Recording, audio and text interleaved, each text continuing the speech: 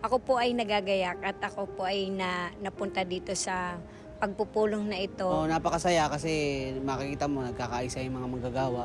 Pagdiriwang ng uring manggagawa na isinagawa ng NFL.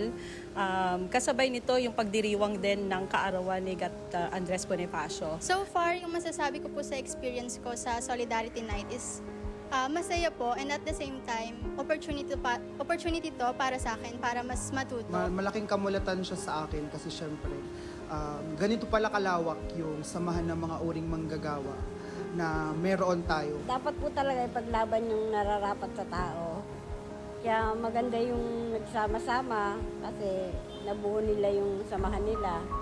Isang adikain na pagkakaisa para sa ipaglaban yung mga karapatan. May iba't ibang mga leaders ng mga workers and nasasabi nila or nabo-voice out nila kung ano yung mga problema na kinakaharap nila. Huwag kayong matakot na ipaglaban yung karapatan ninyo dahil maraming mga grupo na handang tumulong sa inyo. Maraming mga tao na nandyan lang at handang tumulong. Masarap sa puso na alam mo na may kasama ka, na pare-parehas ang mga suliranin, pare-parehas yung mga struggles and burden, pero at the end of the day, when we can see the eyes of these people, itong mga manggagawa natin na araw-araw ay nagpupursige at nagpapagal sa mga bagay na ginagawa nila. Mahalaga po para sa akin na maka-attend sa mga ganitong klaseng event kasi kung papanoorin lang po natin yung mga balita or yung mga nakikita natin sa social media, masasabi ko po na hindi siya enough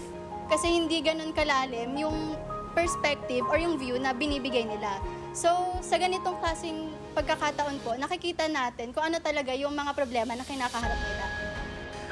It's something that can make my heart burn in a certain way na kung saan dapat ipagpatuloy at dapat hindi itigil itong mga ganitong uri ng mobilisasyon at yung paglaban sa kung ano ang dapat na natatanggap ng mga uring manggagawa natin. Hindi lang dito sa Maynila pero sa buong kalakhan ng ating bansa. Ituloy lang natin yung alab at saka kapag tayo magkakasama na lumalaban, hindi tayo kayang tibagin basta. Patuloy po nating alamin kung ano yung mga karapatan natin and patuloy po nating ipaglaban. Huwag po tayo magpapaalipin sa kapitalista. Alam namin na hindi kami mag-isa dito sa laban.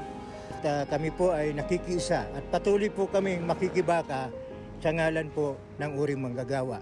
Patuloy lang po yung pag-oorganisa. Patuloy po tayo sa pagtaas ng karapatan ng bawat uring manggagawa natin. Isa itong patunay ng pagsisikhay ng mga uring manggagawa para sa lubos na pagkakaisa. Kasi kung hindi natin to sisimulan, sino ang lalaban para sa atin?